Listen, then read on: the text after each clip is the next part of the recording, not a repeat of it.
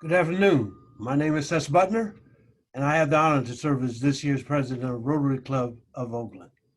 Founded in 1908, the Rotary Club of Oakland is the third oldest Rotary Club of some 35,000 Rotary clubs throughout the world. We are a community of 300 men and women from all walks of Oakland's civic, commercial, and community life, committed to the Rotary motto of service above self. I'd like to welcome you to our 5,310th club meeting. For over 111 years, we have welcomed Rotarians and guests from around the world to our club meetings. We continue to do so virtually, so if you're a visiting Rotarian, or if you're a guest of a Rotarian, please let us know by typing in your name and club number into the chat box located at the center bottom of the screen as indicated by the red arrow on the slide you're viewing now. By doing so, we will be able to recognize you later in this meeting. Also, we recommend all participants view this Zoom meeting by clicking the speaker view button located in the upper right-hand corner of the screen. And if you have comments throughout the meeting or questions for the speaker, please use the chat button at the bottom of the screen for that as well. And for now, our thought for the day is provided by Rotarian Marilyn Golith. Marilyn. Thank you, President Ces, and hello, fellow Rotarians. I will start the thought of the day with this quote: "Education is the most powerful weapon that one can use to change the world." Nelson Mandela. Quality education is imperative for a big and bright future, and supporting the goal to strengthen and empower educators and students where it can change one's life and change negative cycles for generations and generations to come.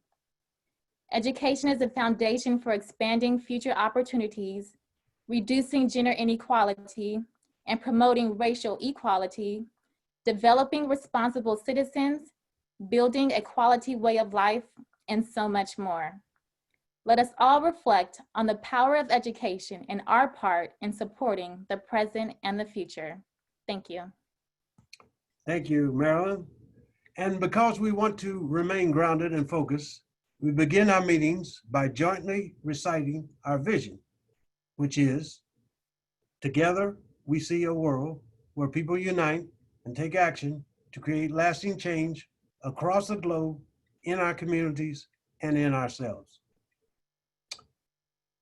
I hope you enjoyed last week's meeting. It featured Rotarian Greg Ennis and the Interact Committee. Interact clubs, as you know, bring together young people ages 12 to 18 to develop leadership skills while discovering the power of service above self. Bravo to our efforts with the young people. Good going, Greg. I also hope you enjoyed Arabella Martinez, another of Oakland's treasure from the Fruitvale and the Hispanic community. It was quite a tour she took us on for the overall process that we had. Now, let's get started with the meeting, and we'll have Ruth Stroup from our Business Development Committee. I think she's going to be the meeting sponsor for today. Ruth. Good morning, Rotarians. It's very good to see you. My name is Ruth Stroup. I have an insurance agency on Grand Avenue. I'm a very proud Oaklander and proud Rotarian. Today, I am so pleased to sponsor the meeting and to participate in Rotary and encourage all of you to shop Rotary, shop local, and support our community.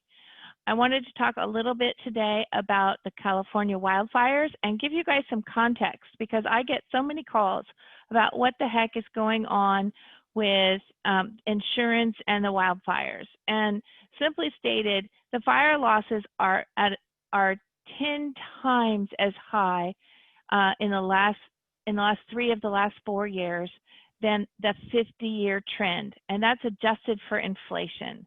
So there are tremendous changes going on in our insurance world simply because the amount of catastrophic loss that we've seen is, besides heartbreaking, besides something we want to do something about, those changes these fires have impacted the industry at both the insurance level and the reinsurance level. So all of us have experienced the fires. If something happens with your insurance, if you live in a wildfire area, if you've had a prior claim, you really, really want to have an agent, someone to talk to about the insurance and how it's responding and what's going on for you. I've spent a lot of time in the last week actually talking with fellow Rotarian Jane Williams, because her carrier and my carrier have a different attitude sometimes about what the risk is. And it's really been helpful to, have somebody else to refer to from within Rotary and to say, hey, this risk doesn't really belong at Farmers anymore, but it does belong at State Farm.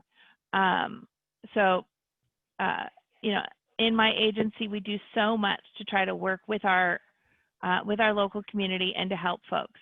So to just let you know a little bit about what we do, our core products in our agency are really the home and auto business, and we do all kinds of residential properties, primary residence, secondary residence, all kinds of rental property. People are building ADUs. They need different and special care coverage. We do properties while they're being built. If you've got a property and you need insurance, we can help you. We also insure all kinds of motor vehicles, including classic cars, probably my favorite thing to insure. Nothing like beautiful, beautiful vehicles. Next slide, please. And then beyond the basics, the things that we really care about, when I think about insurance, I think insurance does its best work when it's solving big problems. So some of the ways we make sure that clients are fully covered is we offer them umbrella liability coverage. Our agency, we're also passionate in helping people understand and make choices about earthquake insurance, flood insurance, and gosh darn it, if you sparkle, have a plan for what should happen if something happens to your jewelry. We certainly don't, just because we've had COVID, it does not mean that people haven't had burglaries in their home. In fact, quite the opposite. I've been very surprised. Next slide. Our agency, we can also help you in your business. Farmers likes those Main Street businesses, the millionaire next door business owner, not the mega big Wall Street business, but the one shoe on at a time type businesses. This year, our hearts go out to our restaurant owners who are just doing everything they can to stay in business. And then folks who are super busy, like our artisan contractors. We offer fidelity bonds. We work in multi-housing, and we work with all kinds of real estate. Catherine asked how broad the coverage area is. We work all over California. I'm licensed in California. Happy to help someone north or south or Central California. Next slide, please. We think it's important when you think about insurance that insurance itself is a financial product, and often people rounding things out need life insurance or even to save and look at things for the future. The stock market has been has been very volatile this year, and some people are interested in exploring annuities to reduce their volatility. And the last slide. Here's a little bit about how to reach us. We love talking with people. I'm here Monday through Saturday. I'm happy to make appointments and to work with folks, and I'm always happy to answer a question. Last slide. I'm a proud Farmers agent. One of the things I love about Farmers is it's based in California. That's one of the reasons why I picked Farmers. Farmers really makes a point of being there in a disaster. We have incredible disaster response, and we are so happy to be able to represent Farmers. The unique thing about Farmers is when Farmers doesn't want it, they also allow us to be a broker. So we're really able to be a proud Farmers agent and to offer all kinds of, solve kinds of problems that Farmers isn't prepared to solve. So again, I'd love to talk with any Rotarian about ways to help. And thank you so much for allowing me to sponsor this meeting. Thank you, Ruth. It's so fine for you to sponsor this meeting for today. Today, we'll hear from Rotarian John Holmgren, about the chair of our Kinder Prep Committee and the wonderful work they are doing with the young people in this COVID-19 pandemic world. In addition, along with the education line that we seem to be flowing today, we have Alameda County Superintendent of Schools, Karen Monroe, as our speaker for the day. So sit back and enjoy another of our great Civic Thursday meetings where you can catch a great speaker and get involved with Rotary where service above self exists. Now, let's have past Governor Ed Jelen. Do we have any visiting Rotarians? Hello, President Ces. No visiting Rotarians checked in, but we do have some guests of Rotarians. Let me see if I can see any out there. Oh, yeah, I see Keith Uriarte brought a guest with him today, Allison Chin. So welcome, Allison. Thank you for joining us today. A pleasure to have you. Let's see. Jason Weiselman brought a guest with him today. Angel Lax with Allstate. So welcome, Angel. Nice to have you with us. So those are our guests that checked in today, President Ces. Thank you so much, past District Governor Ed Jelen. You always do such a fine job. Thank you. We have a tradition of transitioning our red badge to blue badge that I talked about last week. When that member completes certain tasks, they go through new member orientation, and then they join a committee, and they commit to giving to the Rotary Foundation and Oakland Rotary Endowment. And finally, they give a 3-minute self-introductions. And today, we have given a 3-minute self-introduction, Rotarian Nicholas Williams. Good afternoon, fellow Rotarians. It's very nice to meet you here in this land of Zoom. My name is Nicholas Williams. I'm an Oakland native. I'm a graduate of Bishop O'Dowd High School. After I graduated from Bishop O'Dowd, I attended Morehouse College in Atlanta, Georgia. I lived in Atlanta for about 20 years and had the privilege of starting my professional career in Parks and Recreation in Atlanta. I had several positions in Atlanta, including the Director of Parks, Director of Recreation, and Director of Community Building for the City of Atlanta. In 2013, I took a job as the Assistant Superintendent of the Minneapolis Park Board, which has been nationally recognized by the Trust for Public Land as the #1 park system in the country. I spent almost 4 years in Minneapolis before I was able to take the lead of the best Parks Recreation Youth Development Agency in the world, and that is Oakland Parks Recreation and Youth Development. June of 2020 marked my 4th year anniversary with the City of Oakland, and we've been hard at work with our new mission that states, with an emphasis on Oakland's youth, Oakland Parks Recreation and Youth Development and its partners will provide best-in-class, relevant, and equitable programs and services while meeting the specific needs of people and communities, both at the neighborhood level and regionally throughout the City of Oakland. We achieve this mission through intentional engagement and by removing the barriers that prohibit equitable opportunities for all. In addition to being the director of OPRYD, I am also the CEO and co-founder of an Oakland-based social justice movement called Everybody's Cool, Humanity First. The organization strives to create peace through proactive non-bias, starting one by one at the community level. Our mission is Everybody's Cool is a catalyst for world peace.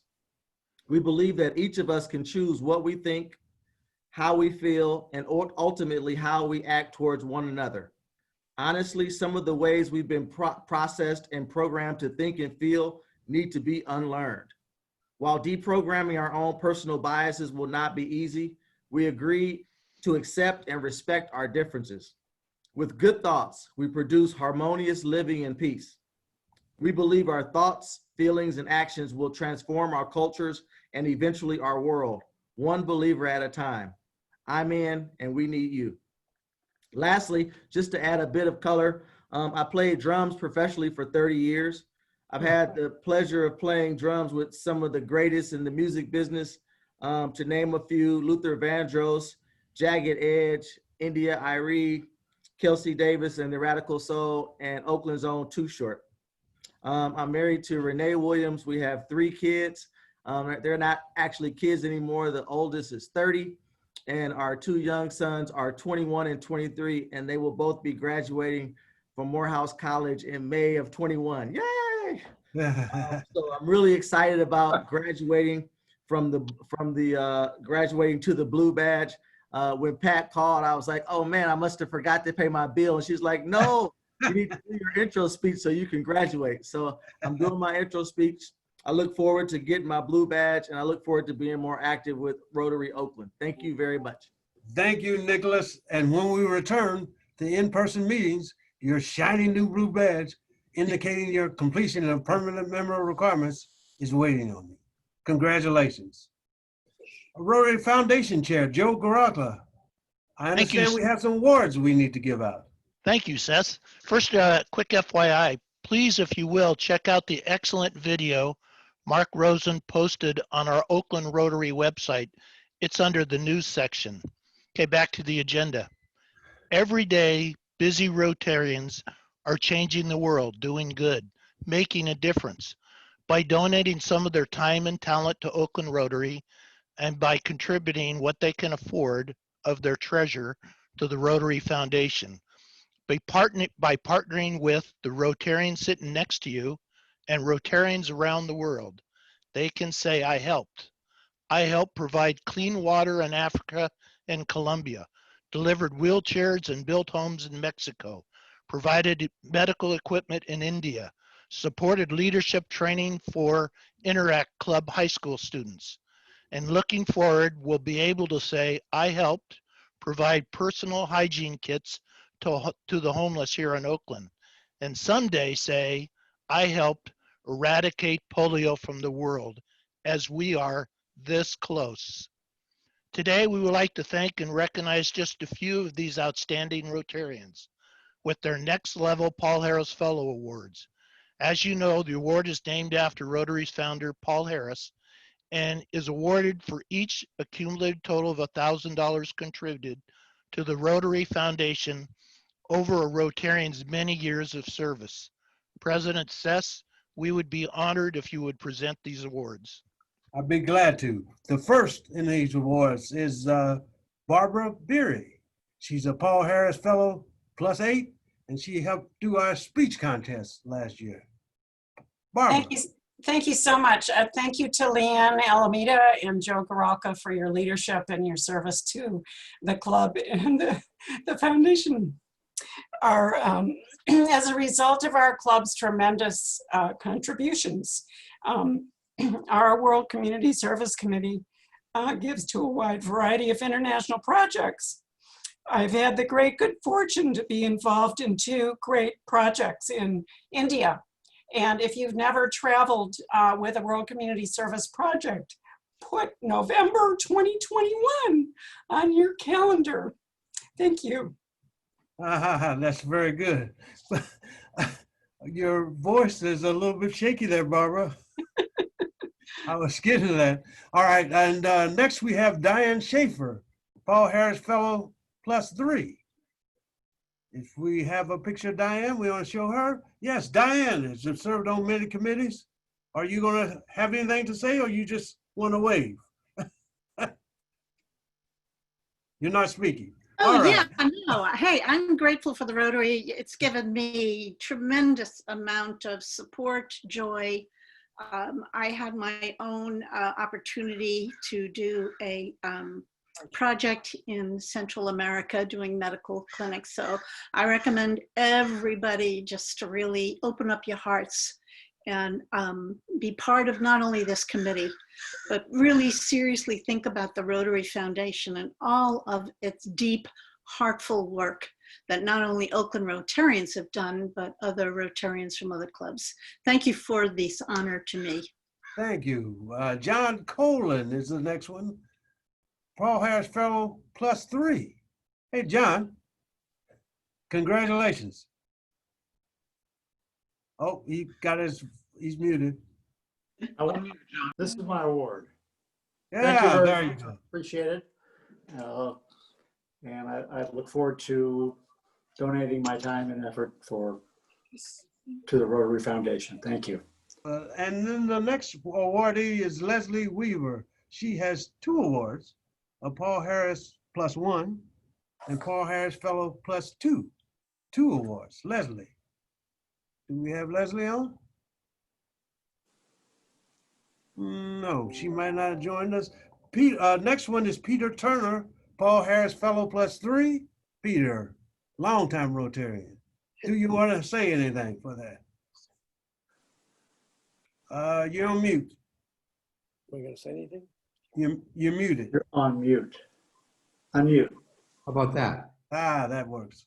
Well, I tell you, I'm just delighted to be a member of Rotary. And when I look at what we do around the world, and when I say we, that's Rotary, all the clubs, but particularly Oakland Rotary. We've had leadership coming from our club that has led Oakland Rotary worldwide. Carl Stuckey is who comes to mind. And that I can contribute and in some way share the reflected glory that these great men and women have brought to Oakland Rotary and have brought to Rotary worldwide. It just makes me proud. When I've traveled worldwide, I meet people who are Rotarians, and by and large, they are outstanding individuals. And they've heard of Oakland Rotary. And I'm elevated in stature beyond my height when these men and women include me in their social grouping as a member, an honored member. Thank you, Rotary, and thank you, Oakland Rotary in particular. Thank you, Peter. And finally, we have Bob Peltz, longtime chair of our sports committee, golf committee, I guess, Paul Harris Fellow +4. Hello, Bob. How are you doing? Do you have anything to say? Well, I just thought I'd say a few words and thank the committee and also thank the Oakland Rotary. It's very nice to receive this award, another reward after 40 years in the Rotary. And I look forward to another 40 years. Thank you. Thank you. Thank you so much. So that concludes our Rotary Foundation chair. I'd like to thank Joe Garacco for organizing this. We'll do one more of these, I think, or we'll recognize all our Paul Harris Fellows, and then he will start the campaign to try to make sure we get everybody to contribute to the Rotary Foundation. I have a goal this year. I want 100% participation out of every member of Rotary. You can give something, no matter how small or how big. We would just want to make sure that we have everybody commit to giving to Rotary Foundation and Oakland Rotary Endowment later on when we have that campaign. Finally, let's see, David Stein is here to reintroduce someone, I believe. President Ces, Yes. fellow Rotarians and guests, it's my honor to reintroduce a longtime Oakland Rotarian who rose to great heights as an educational leader in our community. McAvoy, mute your phone. This Rotarian's journey started in 1935 in a small town outside Dallas, Texas during the Jim Crow era. His mother completed 3rd grade. His dad had a 10th grade education. They were tenant farmers until the end of World War II, when his dad opened his own business as an auto mechanic. This Rotarian attended segregated elementary, middle, and high school in Texas before moving to Oakland at age 15, where he graduated from Oakland High School. During high school as a paper boy for the San Francisco Chronicle, he was one of 10 boys who won a trip to Hollywood, where he watched the filming of A Star is Born and had lunch with stars including Doris Day. Slide 1, please. In high school, he played the saxophone and lettered in track running the 440. Although he still has the sax, he tells me he doesn't play it anymore, but he does still run. In fact, nearly every day for the last 45 years, he's run 4.5 miles. You can take down slide 1. The fall after graduation, he enrolled in San Francisco State. He paid his way through college by working at Dutch's Catering in Oakland, where he washed pots and pans and mopped floors until he was promoted to meat cutter. He graduated in 1958 with a double major in social welfare and sociology. Slide 2, please. In the spring of 1958, he received his draft notice and was inducted into the Army. Serving during the Cold War, he spent his service as a missile tracking operator in Alaska looking for Russian projectiles coming over the Bering Straits. Fortunately, none came. Remove slide 2. After his discharge, he spent 3 years at Alameda County Welfare Department as a social worker before earning a master's in social work from Howard University in Washington, D.C. Before leaving Oakland for grad school, he got married and had his first child. When he first got to D.C., he lived out of a car. Then apartment buildings were being integrated in Maryland. White people started moving out, and our Rotarian found a place to live. The mid-1960s in Washington, D.C. was, of course, the height of the civil rights movement. He participated in sit-ins and personally saw congressional filibusters of the Civil Rights Act. The keynote speaker at his graduation was President Johnson, who announced during the speech that he had the votes to pass the Voting Rights Bill. His master's clinical work included evaluating patients at a mental hospital for criminally insane to determine whether they were legally insane when they committed the crime. Also at that time, Alexandria, Virginia was integrating its schools. He was asked to speak with parents and teachers who had never interfaced with a Black professional. He then drove cross-country back to Oakland in a VW Bug, and over the next several years, he worked on adoptions as a foster care supervisor and a state hearing officer on welfare and disability cases. Then a friend told him the Peralta College District was trying to recruit more African-American instructors. In 1972, he became a full-time faculty member at the College of Alameda, teaching sociology and psychology. Slide 3, please. By now, most of you know the Rotarian as Wise Allen. Over the past 50 years, by my count, Wise has spent 40 of them bettering the lives of hundreds of thousands of Peralta College District students. Over the decades, he has served as division chair, assistant dean, vice chancellor, and vice president and president of both Merritt and Berkeley City Colleges. Slide 4, please. On more than one occasion, he was brought back to the central office or sent to run a campus in order to solve serious financial or academic problems, and solve them he did. In his role at campuses, he revised the educational structure to allow for smaller classes balanced by larger lecture classes. He instituted programs for Latino and African American students and increased campus diversity. When the district pension fund was in trouble, he recruited experts to help create a non-revocable trust to address the long-term pension obligations and maintain the district's bond rating. As a result, those obligations are funded today. Slide 5. Wise is the fourth generation in his family with the name Wise, a name he passed on to his son. Can we go to the next slide, please? He passed the name Wise on to his son, who in turn passed it on to his grandson. Next year, Wise will celebrate 50 years of marriage to his wife, Joan. Together, Joan and wife have 4 children, 2 are attorneys. Sorry about that, Wise. One is an elementary school teacher, and one has a PhD in engineering and works at Lawrence Livermore Lab. Wise has 9 grandchildren. Please join me in honoring a wonderful Rotarian and community leader, Wise Allen.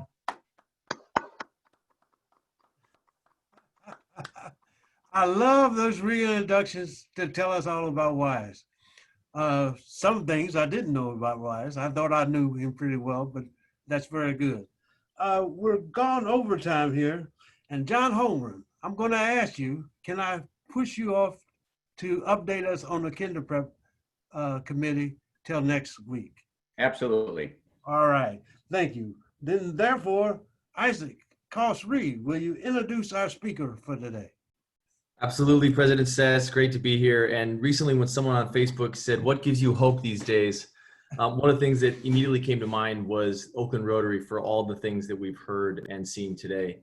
So our speaker today, of course, is Karen Monroe, Alameda County Superintendent of Schools. Karen is a friend, a neighbor, a colleague, and just really a very hardworking public servant who has joined us actually a few times before. And we're welcoming her back because of how important public education is, especially in this crazy age we are all living. Karen was born and raised in Berkeley, but has always had close ties to Oakland, where she now resides.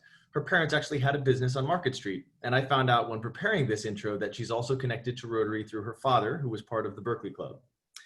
Anyhow, after graduating from Bishop O'Dowd, Karen ventured off to Southern California to get her bachelor's in public affairs from USC. She then went to work in Washington, D.C. for the first African-American woman elected to Congress, of course, Shirley Chisholm.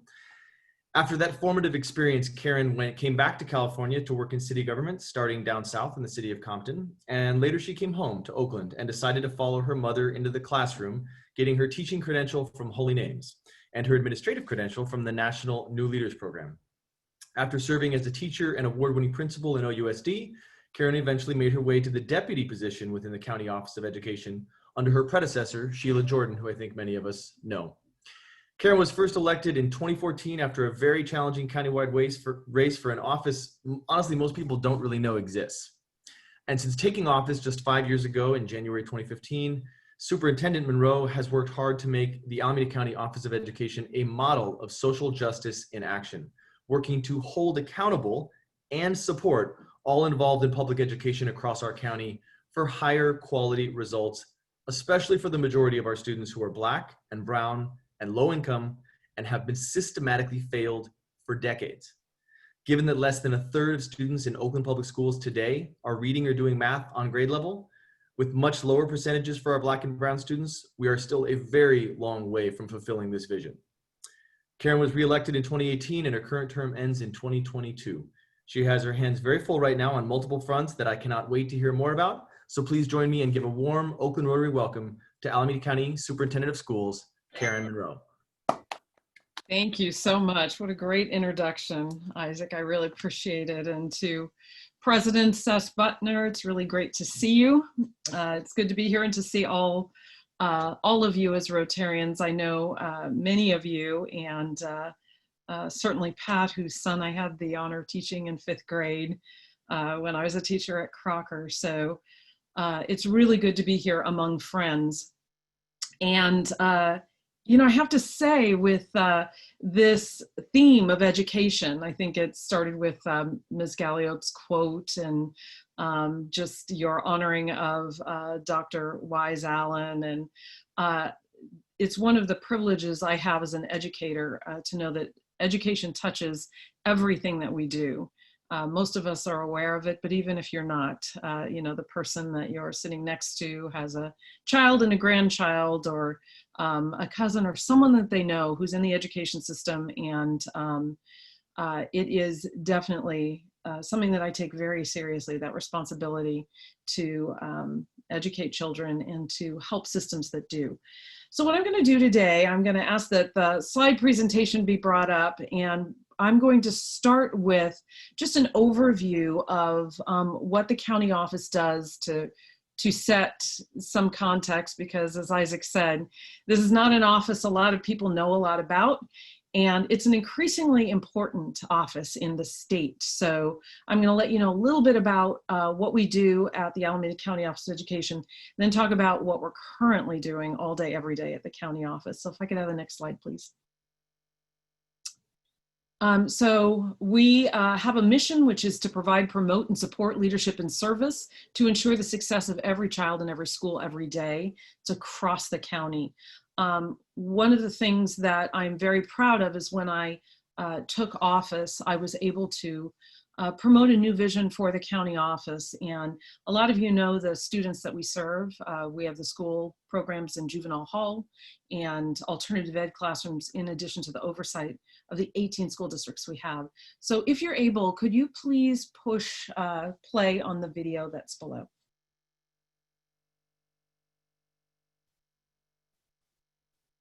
That may not have worked. Seamless unit, we lead, problem solve, and innovate.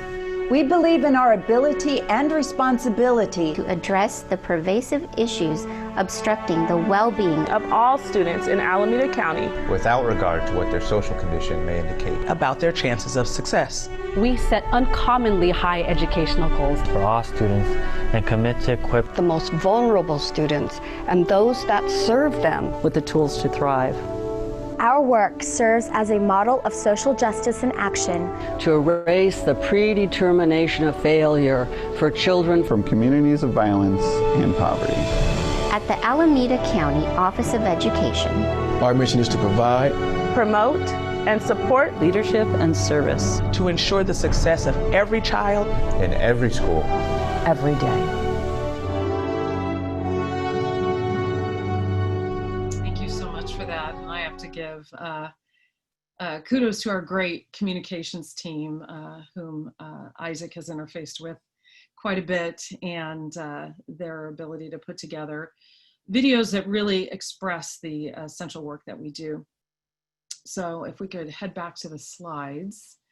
I know that I'm putting whoever's running the slides today through their paces, a little bit of back and forth with the slides today. But starting with, if you heard a little bit about our principles, our vision and mission. When I came to the County Office of Ed, county offices were essentially, it's an office that has existed since 1874. I am the first African-American woman ever to be elected as county superintendent in the state of California. There are now 2 of us who serve, African-American women, as county superintendents among the 58. But they were kind of sleepy little educational entities that did some professional development and had special programs and grants. When I came, I could really see the potential. Our schools were not accredited. I made sure they became accredited, and that we were very responsive to our districts. So really implementing the values of FACE, which is to be flexible, accountable, collaborative, and empowered for education in Alameda County.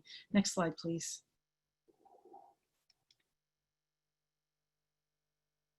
So also you've heard about our values, really leading with standing up for justice. We're committed to standing out in excellence, standing together with all the partners in the community. Next slide, please. So this just talks about the role of the superintendent. Ed Code says, the educational code says that my job is to superintend the county. So that means a wide variety of things, some of which I learn about on a regular basis that exist, but the 18 school districts and providing fiscal and academic oversight over those districts is my primary role. Next slide, please. We have 7 board members. So I'm elected. The 7 board members are also elected, and they, like me, serve 4-year terms and by area. So in Oakland, you'll find Joaquin Rivera, Angela Norman, and Ken Barrick have parts of Oakland, all of them. Next slide, please. So I'm going to talk just very briefly, a couple of minutes about how we're organized, which will help you understand the breadth of services that we offer. So next. We have our business services division, which really is essential to making sure that we have consistent oversight over the 18 school districts, and you'll find out why that's even more important now than ever. Learning and accountability is over all of the educational programs. So core learning is what I like to call the 3 R's. We have arts learning, we have social emotional learning, our research and accountability reviews the district's educational plans. And then there's my office, and I serve often as an interface between the county and Sacramento, and in fact in January I will be president of the organization of the 58 county superintendents for the state, called CSESA, a long string of consonants that are an acronym, but for the 53 elected superintendents and the 5 appointed ones in the state. Next slide, please. A little bit about our work. Next slide. So I have an initiative that we run out of the Alameda County Office of Education and are in the process of actually standing up. It's its own 501c3. It's, if you're familiar with collective impact, it is a collective impact initiative, which just means that a myriad of partners are coming together to work across sectors to realize a goal. And our goal is STEAM EQ, which is science, technology, engineering, arts, and mathematics for equity. So it's squarely focused on Black and brown students primarily getting into the STEAM fields. We know that currently STEM fields are where the jobs of the present and the jobs of the future are the highest paying jobs. And we also know that Black and brown students are woefully underrepresented in those jobs. And we also know why. The educational experiences that they have access to are often not as robust as those experiences of other communities in more affluent and predominantly white communities, but certainly more socioeconomically favored communities. So we are setting ourselves up. So this is an initiative that runs birth to age 25 with a tagline of providing every young person with a family sustaining wage by the time they're 25. And really that shouldn't sound like providing every young person with a unicorn in their backyard, but it feels like that in the Bay Area sometimes because of how expensive it is to live here. So we have a number of people, a number of community-based organizations, universities, school districts working together, nonprofits, to actually realize this goal. And, we have 8 teams, action teams working on each of these things across the age spans. Next slide, please. Another thing that we're working with is in my role of fiscal oversight, there's something that we call it the ISTA team, the Intensive Support and Technical Assistance Team. As you well know, if you followed Oakland education at all, Oakland has had challenges with its fiscal health. So I started out as a teacher in Oakland and was a principal there and a school improvement grant coordinator for Oakland Unified. And when I was there were fiscal issues. And so when it came time through new legislation that took that responsibility of fiscal oversight for districts that were struggling from the state and put it at the county office, I knew that I had a responsibility not only to oversee Oakland's operations, but to do it in a way that would change the trajectory, because for the past 2 decades, there have been the same reports pointing out a lot of the same problems. And really what we wanted to do was enable Oakland to change that narrative for all of the students in the 30,000 plus students in the district who depend on Oakland getting this right for their futures. So we have been in there intensively for almost 2 years now, solidly, and then providing particular supports before then. So, and we have really seen Oakland turn a corner. They've got some really great leadership on board and are really putting systems in place that give me a sense of optimism that I have not had before. Next slide, please. Youth in Action, I'm just going to say a little bit about this. We have a career pathways division. We work with youth around civic engagement. We lead and train for something called Youth Participatory Action Research, which I think is essential in helping young people to take leadership roles in their community and to really see how that's possible, how their voice as a high school student and sometimes even as a middle school student can be heard. And we have college students come back and mentor these young people. Next slide, please. So again, you heard a little bit about Alignment Bay Area, which is our collective impact initiative that promotes STEAM equity in the STEAM fields. And I should say we're working with UCSF Children's Benioff, which is one of our partners for this initiative, as well as a burgeoning initiative called United Tech Cities, which was started with several partners, but with Andre Iguodala, name you might remember, and miss, at the helm. And so we're really excited about some of the possibilities there and have, just so you know, placed over 300 students this summer in virtual internships, which would have been canceled, but for a really talented team regrouping and making sure that they have those experiences virtually. Next slide, please.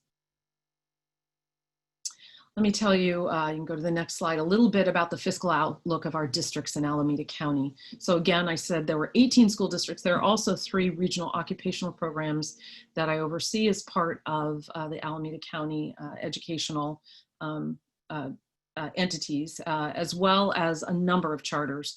Oakland alone has around 40 charters. Alameda County Office of Education has authorized 12 to date. So quite a large portfolio of public education entities. So if we look at our districts, these, you know, you have heard it, you hear it every day, are truly unprecedented times. You know, 10 years ago, the budgets that we're looking at as good for our districts would not have passed muster. The goalpost has been moved because districts operate at much thinner margins. So in this first statistic for 2020 to 2022, you're seeing 9 districts who, if you're looking here, you're looking at the deficit spending that they're doing and the range of deficit spending and how many are. So a little over 50% between the range of $226,000 to an $8.9 million figure of deficit spending. So that's over half of our districts. That's their story. For our districts in 2021 to 2022, I think there's a misprint in the out years. The first one was 2020 to 2021. And then in the next year, you can see that more, I mean, this is striking, more than 3/4 of our districts will be at 14 will be in that situation. There is an anticipation the third year out that there will be additional revenues that will help mitigate for that. In this next year, what we, part of why you're seeing such a stark situation for next year is the fact that deferrals will be happening. So deferrals are the money that comes from the state to the districts will be happening. The first one will take place in February, the second one in June. So we actually can see places where or ways in which districts will be in trouble fiscally. The third year out is less certain. So some of this, what appears to be a rosier picture, is because we just don't know yet what's going to hit. We know that it is going to hit, we just don't know. And there is no one anticipating that it gets better the third year out. Next slide, please. So you're looking at 11 of our 18 districts who will be facing declining enrollment. It's a total of 17 districts. We sometimes remove Mountain House from the equation. I think that's a total of 18 students that are in the Mountain House school district, so it can skew your data. But with that, Sunol Glen is the smallest of the 17, all the way up to Oakland, followed closely by Fremont, who are both over 35,000 students. So you're looking at districts with declining enrollment. A huge part of that is just the demographic reality. Another part of that is, families who may not be staying in California, certainly not in the Bay Area. There's a lot of families, as you all know, who are moving out of the Bay Area because of how exorbitantly expensive it is to live here. So that impacts the bottom line for districts, not only in the revenues they receive, but the programs and services they're able to offer students. And what we don't yet know is what the impact of this pandemic will be on enrollment for our districts. So the last thing, the data point for the districts is looking at the reductions that they need to make. These are, this is a key data point because it shows that district school boards have the big lift of figuring out how to cut, and some quite substantially, Oakland being one of them, how to cut program services and personnel in order to be fiscally solvent. So they're in 2021, we'll be looking at approximately a total of $83 million that needs to be cut. And then there are 10 districts that in 2022, 2023, that number expands to 130 million. Next slide, please. So COVID-19. So right now, Alameda County, as you all know, as of Tuesday, was elevated to red from purple status. For schools, it is required at the state level that schools remain closed or in their current status until they're at their new level for 2 weeks. So schools will need to be in red for 2 weeks before they can open their doors. The state, as you may know, has made some provisions for small group instruction, as well as a waiver process. And we have been fielding the waiver process. We have the first line, then we send it on to public health. And right now, the preponderance of waivers are for private schools. They're much more nimble. One of the requirements for waivers is that any LEA, which is a lead educational agency, so whether that be a district, a school, a private school, public school, parochial school, must be able to assure public health that they have a contract with a testing agency in order to open. This to me, just as an elected official, is a problem because this is something, while not mandated, is strongly recommended at the state level for school reopening, that you have a mechanism in place for testing staff. And we basically are saying, you know, good luck, school districts, with being able to fund that and put that in place.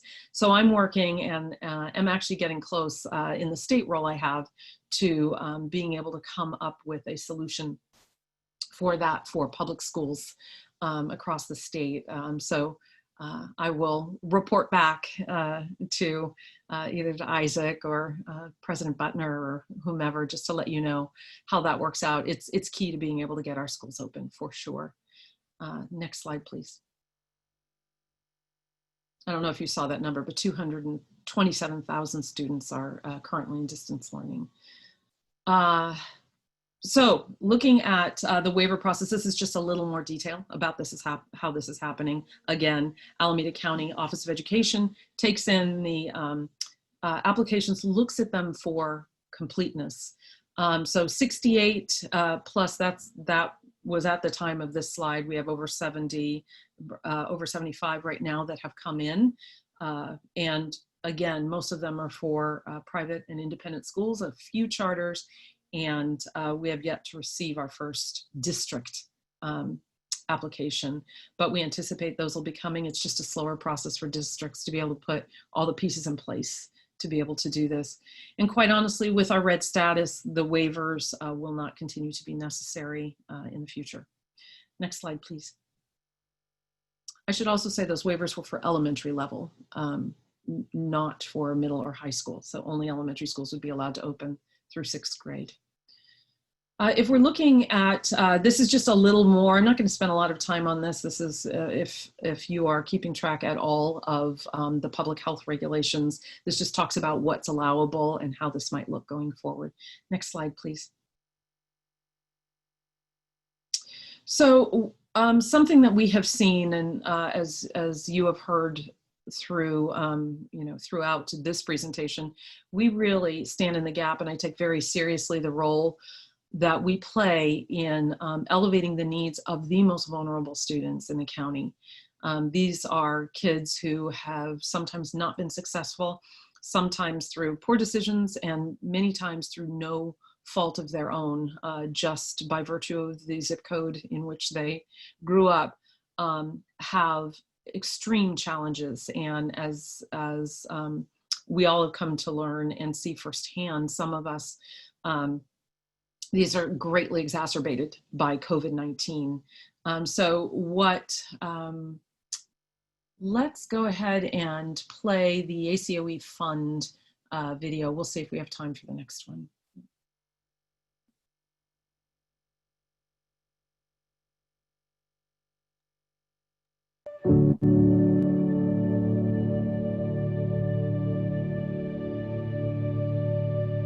And what I'm always impressed by is how resilient and brave these students are. Most of us in similar circumstances would not continue to move forward in the ways that they do to make sure that they have their learning, that they take care of their children and their families in a lot of ways. In those transitions and things that have been going on since the shelter in place, a lot of our students and their guardians have lost their jobs. Do you live alone or you live with other family members? I live with my mom. It was also hard for my mom. She had to also leave her job and start something new. Las cosas más difíciles fue como la escasez de dinero, de trabajo, de comida. How was life different for you in the pandemic? The pandemic, life was really hard for me. I had a baby during the pandemic. Well, I had a baby in February. Congratulations to you. Thank you. When I first had him, it was hard for me to be able to get his shots because places were closed. Because of COVID, we didn't have enough money for diapers. Or it was to pay the bills for the water and gas, or it was to buy diapers, right? And it was hard for me because work. I needed to go back to work, but I didn't have that option because my job was closed down. The need is felt deeply with our students here and with their families. And what's true is that these are things that they struggle with on a daily basis, but the pandemic has exacerbated some of those things. I remember having to ask the guy at the liquor store for if my dad could come by later after work and pay for the milk, you know? Había muchos recursos, pero cuando yo iba me decían que estaban ocupados los lugares. Entonces me rechazaban, y no solo a mí, sino que era como a un grupo. It's really hard being African American because, you know, people look at us as a threat. So it's harder for us to get what we need and want. Entonces sí fue muy difícil. Fue muy difícil encontrar un recurso, un programa donde te puedan ayudar con comida, porque creo que son muchas personas, más de lo normal. I told Ms. Vero that I needed resources for food because we couldn't go to church anymore. We had to close off everything. Para poder vivir, sobrevivir, la renta, la comida, todas nuestras necesidades. Cleaning products, toilet paper, what else? Food. I was just going to say, how are you? Water. It's hard, you know, first come, first serve. So you got to be ready, prepared in the morning when stores first open. When those students that tend to fall through the cracks, if they don't get help from our school, which is usually the first stop in which they get services, we may never see them again. And that's what hurts, because we're talking about multiple generations that are in need. So I am grateful for those who are interested in helping, those who are providing resources for the young people and the families that we serve. Anything is useful, but I think it's most important to make sure you're hearing from the voices of those who have needs, to make sure that we're as thoughtful as possible about giving them the resources that are truly needed. So thank you so much for your generosity, for your interest and your caring at every step along the way. You make the work we do possible. Thank you so much, Karen. Thank you. Yes, we're all done. Next slide just says questions, if there are any. I'm not sure I've allowed enough time for that. We haven't had enough time for questions, I don't believe, but we thank you so much for that. There's so much My pleasure. that you always bring to us, and I'm sure we'll have some more questions. Actually, we didn't even get time to have our kinder prep do things for this time around, and that's we're just running short on time. Everybody went a little long today, but it was good information. And we're happy about it, and happy for the work that you do for us on this county school board. Thank you, Karen, for being our speaker today. This year, our club is making homeless crisis in Oakland a priority. To that end, as your gift to you for being our speaker of the day, in your honor, we are making a donation to support our unhoused residents in Oakland. Additionally, we would like to give you our Centennial book, which documents 100 years of service and friendship in the third oldest club in the Rotary world, Oakland #3. So very much. Thank you. I really appreciate that. And I really appreciate your leadership with homeless students in particular. Thank you. That's a big emphasis, that we want to make sure we take care of the families that are homeless, that have the kids there as well. So, Anna Marie Jones, do we have any bell ringers today? I know there must be some. President Ces, we have several. To our generous bell ringers, thank you. We have Ken Richardson, Isaac Cosreed, Ruth Stroup, Beth Hillman, Robert Kidd, Fred Morse, Lorna Padilla Marcus, Jack McAvoy, David Stein, Jim and Linda Bosnecker, Karen Friedman, Ces Butner, Marie Sabermaruth, I'm sorry if I mispronounced that, Pat Williams, and let's see, Pam Clausen. We may even have a few more because some are just coming in right now. How many is that? I got to know how many times to ring the bell. Okay. Is that about 15? 3, 4, 5, 6, 7, 8, 9, 10, 11, 12, 13, 14, 15. It may even be 16.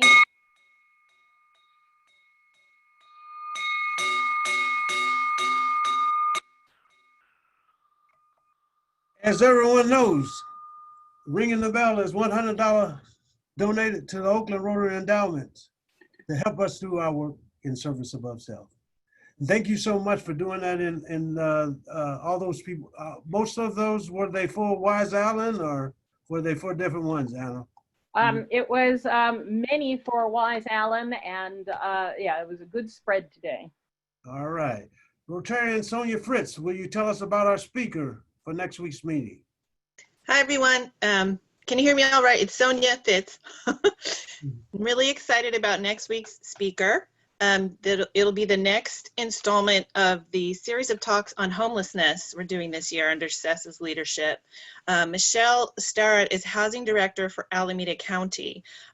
Everyone knows how expensive housing is in our community, how hard it is to build affordable housing, and how long it takes.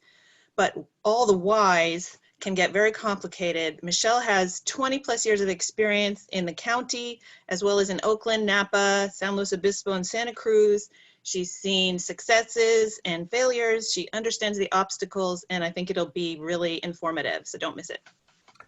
Thank you, Sonia, for that tease of next week's Civic Thursday speaker. Thank you, Marilyn, for the thought for the day. Congratulations to Nicholas on your blue badge. Thank you, Joe, for introducing the Paul Harris Fellows, and thank you, David, for reintroducing Wise. Thank you, Isaac, for introducing our speaker, and finally, a big thank you to Ruth for sponsoring this meeting. Anne Marie Jones, do we have any more bell ringers? We better think about that. Let's see. I hope I said Pam Clausen. Yes. Pat Williams. Yes, you said those. Okay, then. All right, we got them all. All right, so I'd like to end this meeting as usual. And that's the way it went on the 5,310th club meeting on September 24th, 2020 at Oakland Rotary number 3, the 3rd oldest Rotary club in the world. Goodbye, everybody. I will have to ring the bell us out. This meeting is adjourned.